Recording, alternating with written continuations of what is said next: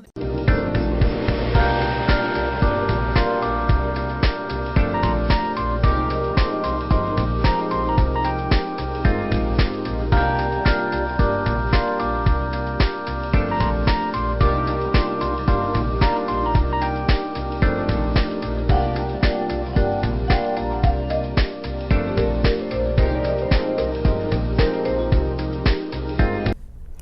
evening. Welcome to another edition of EDuTV. I'm your host, Greg Perkins, and today's guest is Miss Javonne Aponte. She's the Senior Administrator for Family and Community Outreach. You got it. I got that right? You got it right. All right.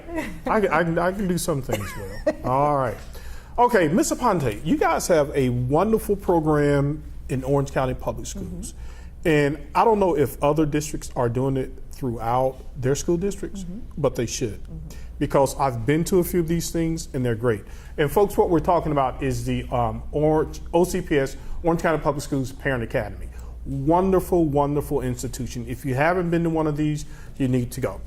But Javonne is going to give us some information about the Parent Academy, what it is and what it's about.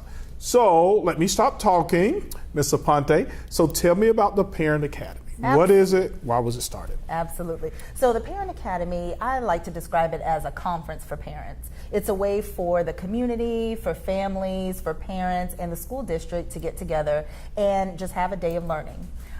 We generally like to have about 15 to 20 sessions that we offer to parents on a variety of topics. And parents get to choose their own path for learning that day. Okay. And within that, you have courses such as it can be financial literacy, anything that deals with standards and assessments. There are also other fun things like how to help your family with, it could be menu planning or just other things other than just what you would typically think would be offered from a school district other than the typical reading, writing, mathematics. Oh, okay. Now I hear a lot of people say, right, they'll say like, okay, whose fault is it that the kid is not doing this? Is it the parents' fault or is it school fault? Well, I know that school does a great job, but some of that stuff has to come from home. However, how do you guys reach the busy parents that are out there to let them know that this actually exists? That is a really good question. What we do is we have an automated phone system, which most parents are familiar with. It's our Connect Orange system. And we give calls out to parents just to let them know about the upcoming events. We also have our website that's www.parentacademy.ocps.net. And of course, that's free and open anytime parents have access to the web. You can go on there to find out about events and other upcoming things going on. So those are two ways. And we also send text and email. Oh, really? You guys text? Now, see, everybody responds to text messages. There you go. And right. that really, honestly, to let you know, text message and do they email, get mad, though? Do they say, are you spamming me? Absolutely not. Okay. Actually, we get our largest jumps in registration from the emails and the texts. Yeah, I even noticed just sending out emails now. If I send an email to somebody, I will also send a text, say, check your email. Exactly. Because now people get inundated with so many emails, they're not reading them the way that they are supposed to. So if I come to Parent Academy, what are some of the classes or workshops I'm going to see? Well, you will see a variety of workshops. We have 3 tracks that we like our sessions to center around. One of those, of course, is student achievement. So you're going to get some information, like I said before, about the assessments. You're going to get information about math, about reading, all of the academic pieces. Then we have another track, which is for personal growth and individual growth for our parents. This is where the financial literacy comes into play. This is where parents can learn different technologies, such as how to use Google Apps and Google Calendar to organize their family. Because we know families are very, very busy and they need some practical, quick, fun, just easy to use, user-friendly ways to get their family organized. And so we like to offer parents that as well. The other track is parent advocacy. And with this one, we like parents to know that they're empowered to just be a voice for their child in any way. And we have this in our ESE classes that we have for parents of students who are our exceptional student education students. There are many courses for parents just to know how to have good communication with the child's teacher, because we know that that is the foundational support system for a child is between that parent or that family actually and that teacher. So we want to make sure that that is a very, very strong connection there. And so it really is a wide variety of things that we offer. And one really good thing I want to tell you about is our Children's and Teens Academy. Okay. We started out just having a children's academy, which was for ages 4 to 12, and this is another free service that we offer to our participating adults, that they can have the day to learn on their own, because their children can then be with our OCPS employees, and they have their own. So it's kind of like church, right? Like when I was a little boy, and my mom used to sit at church like 3 hours and like, don't say anything, sit there. I'm like, what am I like? I'm 8 years old. Right. You have something for the kids to do. We do, and parents. Because that is tough, man. You sitting there like, what is this adult talking about? I don't want to listen to this stuff.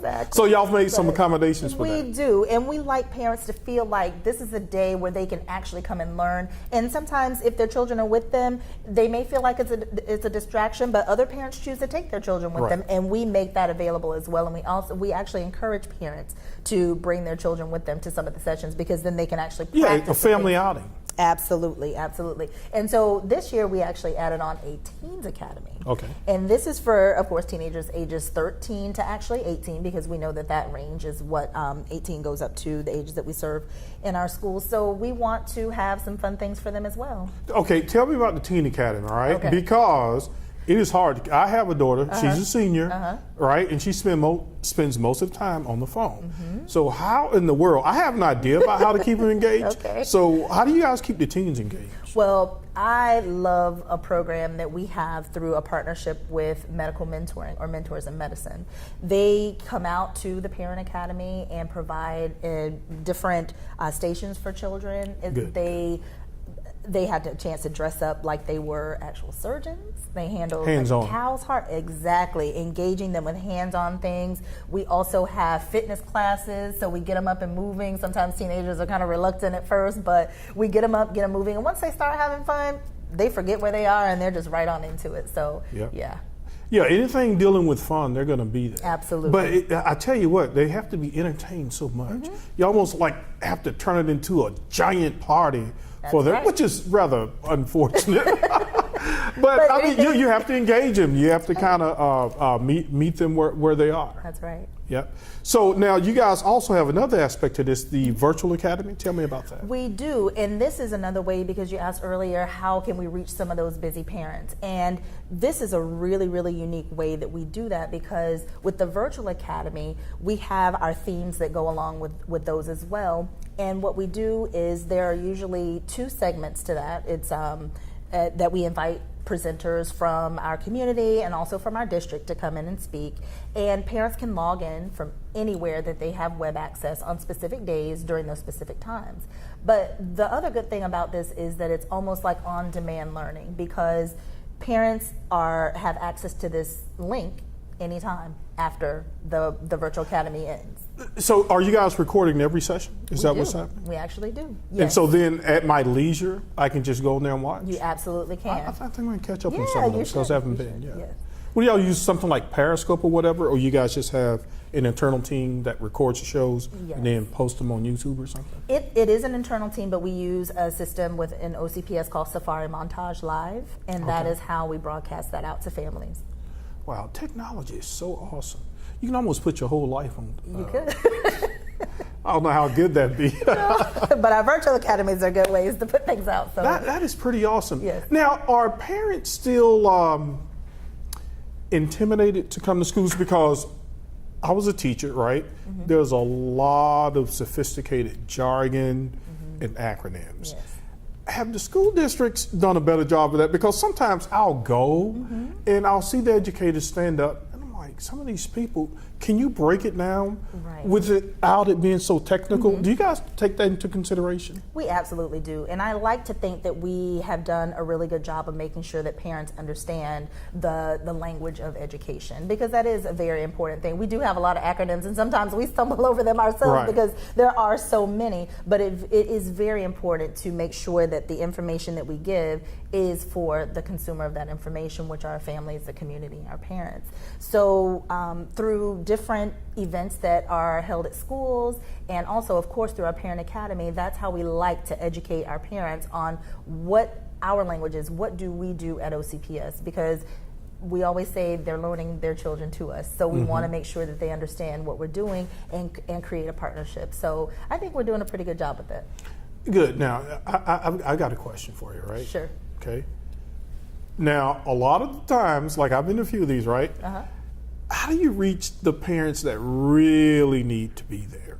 Like, I know you guys meet at various high schools or whatever, but have you all ever thought about having it like maybe at a community center that's in that neighborhood? Because normally when parents think about coming to something that school is throwing, oh, what are those school people talking about now? So do you guys, have you thought about doing that? Because it seems that a lot of the parents that do come are the parents who've already bought in and they emphasize education. So tell me about that. What steps are you guys taking? Or you may already be doing it. Yes, I that's a really good question, and it's a few different ways that we are handling that. We like to make sure that we are connected with the schools directly with their parent involvement contact person, because they are right there at the front line. They know their families, and they can reach them and bring them out to the schools just to let them know that this is an open environment. We're doing this for you. This is your day, a service just for you. So we try to make it as comfortable for parents as possible. That's great. Yes. Because they may know some things at the school level that you guys don't know. Exactly. So it almost seems like it's a web. You guys have this central thing at the district, and then you have a parent communication person at each school to get those parents in there. Tell me about, you guys also work with churches. Is that a faith-based initiative? It is. Our superintendent has a faith-based advisory council, which is a really good group of local faith-based organizations, and we come together just to talk about different issues that their congregations, as they see what their needs are, and how we can bridge that gap, because our faith-based partners are a huge part of our community and the rearing of children and the support of families, so we can't ignore that as part of what we need to do and embrace. So it's a really nice place for us to start the conversation about what we need to do to help our children and our families. So we're partnering with our faith-based partners just to find out what can we do as OCPS to support you in what you're doing and in an educational way. Because we know that they provide the resource for whatever their particular congregation needs, and then we can provide the educational piece for their congregation. So we offer workshops to different faith-based organizations. Many of them partner with our schools, and that is encouraged that they partner with our schools. And when they do, that is a good way for us to then connect with that school to have an event at that school or right there at that faith-based place, so that the school and the faith-based are actually partners. Okay, so what do you guys meet monthly with them to sort of develop a calendar, or? It's not quite monthly. It's maybe bi-monthly that we do, but after the meetings, we always still keep in contact with our faith-based partners. So it's an ongoing conversation. It doesn't stop after the meetings, and we're definitely proud that one of our faith-based partners was nominated for the district Outstanding Partners Award this year. So that was a really, really neat thing to see as that partnership grew. Yeah, I kind of like how everybody's starting to come together. Even if your church, that's okay.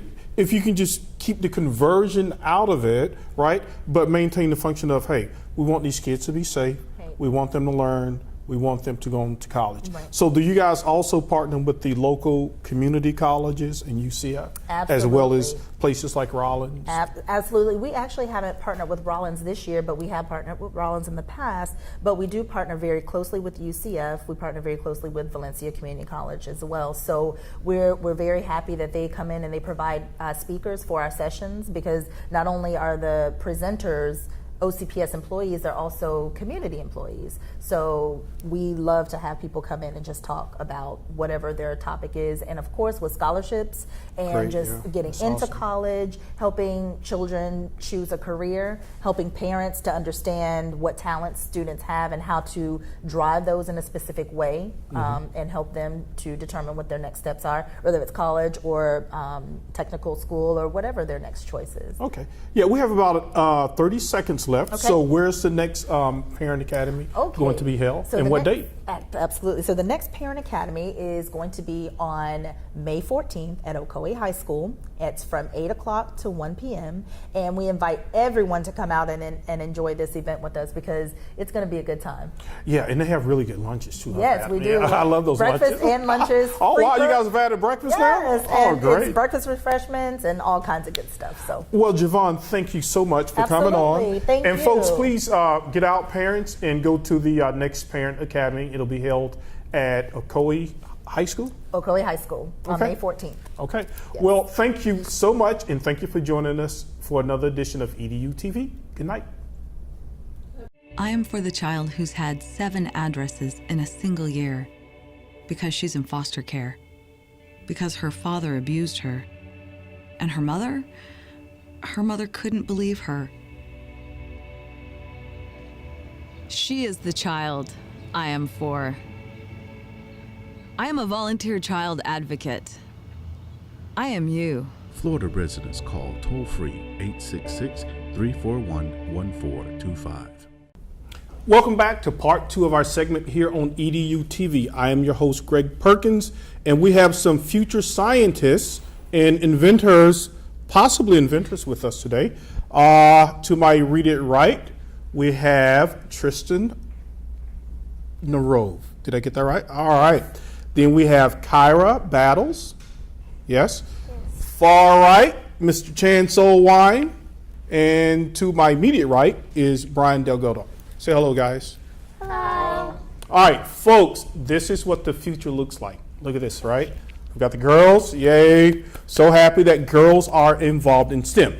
So in the first part, we talk with Brian, and we also talk with Mrs. Floyd. They are from Bach Academy, located in Lake Wales, Florida. It is a charter school led by Mr. Damian Moses. And these guys are really, really neat. They are the epitome of everything good that's going on in education. Okay, so I'm reading the story. Who wants to tell me about the roach? I do. All right, tell me about the roach. So we put a cockroach in with our weather balloon, and we named him Neil after Neil Armstrong. And this cockroach became very famous using Twitter and other social medias. And we entered the cockroach in because we entered a project with a bunch of other people and states and everything. And we wanted to see, for a science experiment, if our cockroach would win. Yeah, and those things are kind of hard to kill. Is that why you guys chose a cockroach? Yeah. Because they're just really hard to kill, aren't they? And they've been around probably since the days of the dinosaurs. All right, so Kyra, why don't you show us this weather balloon project that you guys worked on and kind of talk us through what we are looking at. What do we have here? This is last year's. We can't see your face. You may have to stand. There you go. Do I kiss them? This is last year's payload, and this is what we put all the equipment in. Mm-hmm. Yeah. Do you have other equipment inside of there? There's the balloon, I think. It's just the balloon. Oh, Everything the else weather balloon. Let's see that thing. So that's the weather balloon? From All right. is from last year. Okay, very good. How hot? So what do you fill that with? Helium? Yes, sir. Okay, very good. All right, so what we're going to do is we're going to put that back on the floor, and then you're going to talk me through it about this whole weather balloon phenomenon. Okay, Chance, weather balloon, you fill it with helium. How high did that particular one go last year? That one went, I think it was like about 80,000 feet. Are you serious? Wow. What is like the borderline of space? I should know that, but I don't. Like when you get like right to the tip, anybody know that? I don't know that answer. I think it might be 200,000 feet. Oh, 200,000 feet? Yeah. Okay, so Chance, what were you guys looking to find out at 80,000 feet, and were you looking to find out different things at different feet within the atmosphere? We were just trying to figure out like air temperature and the air wind speed and everything like that to see what the different heights would give for like. Okay, for the various wind Yeah. speeds and all that type of stuff.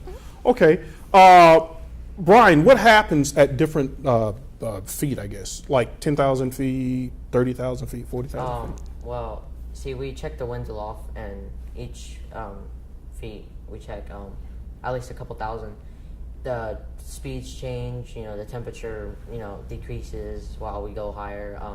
And in the stratosphere, which is, the highest we've ever gone. Oh wow, really? You guys went to the stratosphere? Yes. Did y'all have the equipment on there to see what it looked like up there? The GoPro? Yeah, we have 2 GoPro cameras, one Really? on the top, one on the bottom. Wow. And they're both looking, up and down. Did y'all record this? I'd love to see that. Yeah, we did record it. All right, send me a link after the show. Yeah, well, we have to find the cameras too. Okay. Okay. Well, whenever we reach the stratosphere, it becomes the most hottest point because of the sun's rays getting absorbed. And that's where the temperature is mostly increased, and that's where I think the balloon mostly will pop. Oh wow, yeah, because a lot of people now, is it true like the higher you go in the Earth's atmosphere, the hotter it gets, the friction? The higher you go, it'll become cooler, but then midway there, it'll become hotter because of the sun's rays getting absorbed by the stratosphere.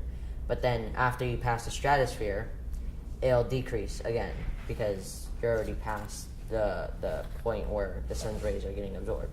Okay.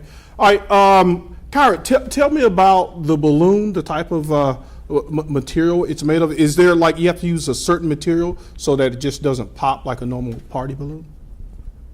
It's okay. I mean, or anybody else can jump in. Like, is there a certain type of material that the balloon has to be made of? We used latex. Okay. Latex. Why is that like a really durable material? Okay. All right. So this thing's flying up. So is Neil driving this thing, or is it just floating on its own? It's in a little cagey thingy. Did y'all give it food? We fed it. You guys fed a roach. Wow, a pet roach. We really do love our animals in the United States, don't we? Yeah.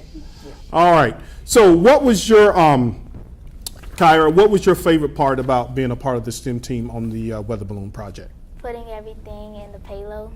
Okay, putting everything in the payload. And Tristan, what was your favorite part? Oh, my favorite part would have to be the experience. 'Cause Okay. You get to like try new things and figure everything out. Okay. All right, ladies, I'm going to put you on the spot here, okay? All right. So why don't you think more girls, I hope I might get in trouble with it. Okay. Why aren't more girls interested in science, right? Because, seems like all the boys that make all the computers, all the fancy, social media stuff. Why aren't more girls interested? Well, many females are interested in it, but most of them try to keep it to themselves. They don't want the world to figure it out because, it's mainly been more denominal for the men to do it, so it's kind of new, I guess. But I would have to say it's coming more popular. And in the classes, you would be like you and one other girl in the class, and it's just you two, the girls, and everybody else is boys. And Okay. But science is science, right? I mean, math is math. So it doesn't matter. So, guys, we got to get, more girls into this because it seems that you can make a great career off of this. Brian, what do you want to be when you grow up? Or what are you thinking about? Because sometimes things change in life. Of course, yeah. I'm thinking about being a neurologist because, the brain inspires me, totally. But, if anything would ever change my mind, it would have to be something very big and very inspirational. Yeah, the brain is very undiscovered. They say we only use 10% of our brains. Yeah. You believe that? Mm-hmm. What do you got to say about that, Chance? What about that? What do you want to be when you grow up? Well, as I'm in STEM class, I'm thinking about being an engineer or some type of engineering job. Okay. What's your passion? What is your favorite thing to do? Build cars, build rockets? Well, I like to build everything. Okay. So you can probably Yeah. you'll save a lot of money because you'll know how to build things and repair things. You won't have to take it to the repair shop, right? All right. Give me a card before you leave, right? Because my computer is very, very slow. Okay. So what were some of the lessons learned from this entire experience? Go ahead, I'm sorry. teamwork. Okay, tell me about teamwork. We all got together, and we would depend on each other to do these work and make sure everyone's doing their job so nothing goes wrong. Okay. I'd have to say a lesson learned was cooperation, because if one person has a job and per se they don't show up, then somebody else is going to have to know how to do their job also, because if they get sick, what are they supposed to do? We Right. don't want them to like show up and get us sick. Sorry, but no. Yeah, very good. That's right. So I'm hearing cooperation and teamwork. Now, speaking of lessons learned, Chance, this balloon here, you guys sent this one off last year, correct? Yes. So that one went up and came back? Is that how that worked? Well, it didn't come back like right where it landed. Right. The winds picked it up and took it in a different direction, and we had to go out and find it. Oh, okay, okay. And you guys, what, used the GPS to track it, to see Yes. where it landed? Okay. All right. What did you learn from the experiment? What was your favorite part? The lesson learned? Yeah, lesson learned. I mean, I had no idea what that, excuse me, I had no idea what a lessons learned term meant at your age. So the fact that you're sitting there having this conversation is pretty amazing. But go ahead, what were the lessons learned? lessons learned is like, you know, like they said, cooperation and teamwork, but also definitely having like a longer GPS time. Okay. Because, you know, finding this thing has been difficult for us lately. So. Oh, okay. Now, so I imagine the GPS and all that stuff had like a certain battery life. So Neil didn't have like electrical outlets, so he could plug this stuff in and recharge it, right? You know, the GPS it goes out on a blackout period after 60,000 feet. Oh, okay. And after it comes back in, the blackout period stops and we can see it again. That's whenever the parachute is deployed. Well, after 24 hours for the subscription of the GPS shuts off automatically. Oh, wow. Okay. So that weather balloon, when it's going up, what would be its maximum altitude and what brings it back down? Who wants to take that question? Like, how high does it go and what brings it back down? We tried this year. We want to break our record, and we tried to get it to go to 100,000 feet. Oh, but wow. we don't have any of our data because it's in the balloon. So Right. we're not sure yet, but we're hoping for that. And that one went 80,000 last year? Yes, sir. Wow. And Wow. the year before then, made it to 92,000. Okay. Now, Chance, are you able to understand now, like a lot of times when kids say, oh, why do I need to learn algebra and trigonometry and all that? When you worked on this balloon, did you see the importance of why math and all this stuff is important? Yes. Okay. Because, like, if you want to figure out all of the information about how, like, high it's going and the distance it goes, then you're going to need to learn about math and the science behind weather. Okay. Now, what are your future goals? We have about 2 minutes, so we have plenty enough time to go around. So take as much time as I you want wanted to. to be a physical therapist Okay, very good. because in 5th grade I hurt my knee Uh-huh. and I had to go to a physical therapy place, and I liked the people that worked there and what they had to do, and I got interested in it. Yep, that's right. You got to know how the bones work and the muscles work. And people like me are getting older, so we're going to need physical therapists. Okay. All right. Chance? I wanted to go into engineering and Yeah, I think I already asked you that, didn't Yeah. I? Okay, yeah. You can tell me. Say, Mr. Perkins, you already asked me that. All right, move on. All right. So what are some other interesting things that you guys do in the STEM class? We do a lot of interesting things. All right, give me an example. We build stuff. Okay. I like that. We build stuff. Yes, That's we right. made a zip line this year. And Really? Yeah, we had cups with a marble, and we made it roll down to see what could hit the target. Oh, wow. Zip line. And you have to calculate the momentum of the speed of the cup going down and how to land it perfectly on the target. And I bet you did that, right? No. Well, I'll tell you what, man, you guys are smart, right? And I am so happy to have you on here. And I really want to encourage you guys, man, keep studying and keep doing what you're doing, because I'm much older and I didn't take schooling as seriously as I should have at your age. And you guys are doing great work. And I'm so fortunate to had the pleasure to sit here and interview you guys. So keep up the hard work and stay inspired. And scientists, people in science, they tend to make a lot of money too.